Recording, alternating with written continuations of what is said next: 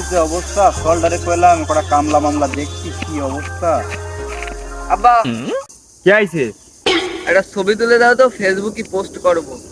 ওরে শয়তানের বাচ্চা, তোরে কইলাম কামলা দেখতে, গেটের অবস্থা কি দেখছি? তোরে যে কামলা দেখে কইলাম গেটটা পরিষ্কার করাতে, আরে ছবি মারাতে আইছো?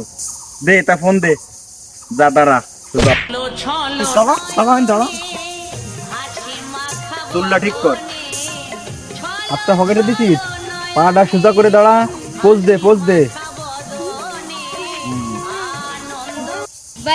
শালা জানোয়ারের বাচ্চা, যেভাবে কথা এখনো শুনতেছিস, এই কথাগুলো যদি আগের থেকে শুনতিস তাহলে জীবনে তোরে কত উন্নতি করতে পারতিস। তোর একটা এফজেড কিনে দিতে পারতাম না, তোর বয়স আছে তোর বিয়েটা দিতে পারতাম না। এখন তো শুনবা কথাগুলো, কেন এই কথাগুলো আগের থেকে শোনা যায় না? বাপের কথা মতো চলা যায় না? তাহলে কি আজকে জীবনে এই অবস্থা হয়? দূরা দূরা দূরা, এদিকে এদিকে মোবাইল ধর, দূর আনতে আমার সামনে, দূর দূর দূর আনতে দূর। ছবিটা কিন্তু হেভি হয়েছে, মায়ের পটপে 3 ডে। জানোয়ারের বাচ্চা, পয়দা দিছি। प्यारी समझ गई।